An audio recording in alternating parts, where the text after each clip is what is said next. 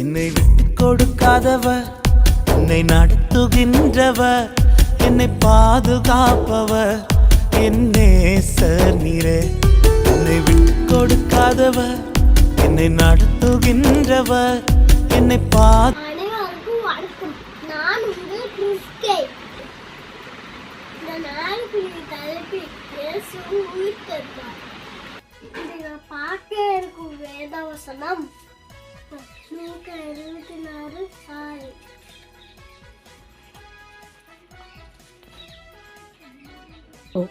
அவர் இங்கே இல்லை, அவர் உயிர்த்தெழுந்தார். மீண்டும் வசனம், அவர் இங்கே இல்லை, அவர் உயிர்த்தெழுந்தார். வெள்ளிக்கிழமை இயேசு கிறிஸ்து சிலுவை ஊரை விட்டார். அந்த நேரம் பிறத்தொரு நேரத்தில் அரிமத்தேயு ஊரை சார்ந்த யோசேப்பு என்பவன் இயேசுவோட உடலை செங்கிட்டு கொடுங்க, நாங்க எங்க இடத்துல அடக்கு பண்ணிக்கணும்னு கேட்டாங்க. அதை கேட்ட பிலாத்து உப்பு கொடுத்தாங்க.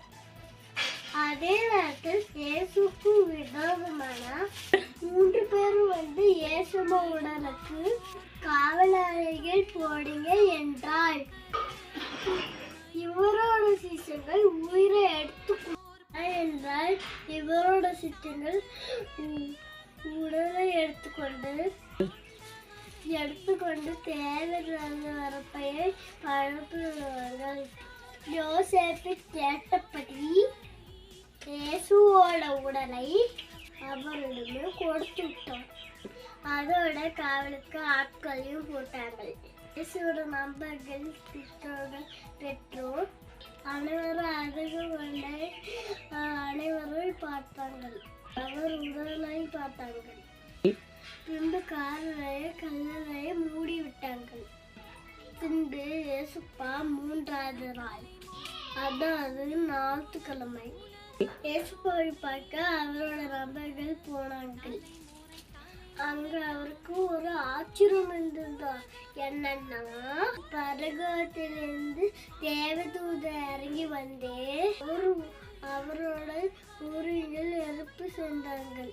அவர் நேரை பார்த்த காவலாளிகள் உடனே ஊரிடத்தில் சொன்னார்கள். அதுக்கு யூதர், இது வெளியில சொல்ல வேண்டாம், அதுக்கு பதிலாக இயேசுவின் சீஷர்கள் அவர் உடல் சென்று சென்று விட்டார்கள் என்று பரப்புங்கள், உங்களுக்கு நான் பணி தருகிறேன் என்று சொன்னார்கள். இயேசுவின் நண்பர்கள் அவரை பார்க்க கல்லறைக்கு சென்றார்கள். ஆனால் இயேசு இல்லை என்று தெரிந்தவுடன் அவர்கள் அழுத ஆரம்பித்தார்கள். அதுக்கு பெண்ணே ஏன் நிறையா என்கிட்ட ஒரு குரல் கேட்டது. யாருன்னு பார்த்தா தேவதூதர் சொன்னார். அதுக்கு இயேசு உயிரோடு வந்தார். மறுபடியும் பெண்ணே என்று குரல் கேட்டுச்சு. திரும்பி பார்த்தா இயேசு நடந்து வருகிறார். இதை பார்த்த அந்த பெண்ணுக்கு ஒரே சந்தோஷம். இயேசு அந்த பெண்ணிடம், நான் உயிரோட இருக்கிறேன், அனைவரும் போய் சொல் என்றாள். அதோட இயேசு அவளிடம் சொன்னை மட்டும் என்று வந்தார். நான் உயிரோடு என்ற செய்தியை உலகத்துக்கு போய் சொல்லு என்றார். என்னை விசுவாசித்து என் வார்த்தைகளை படை கீழ்பெறந்து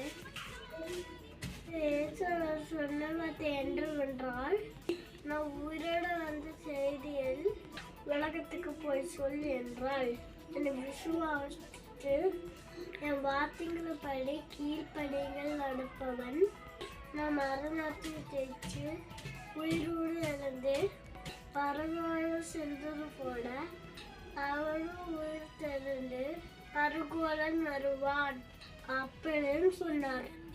நீங்களும் அதுபடி செய்யுங்கள், பரலோகத்தில் இருப்பீர்கள். ஆமென்.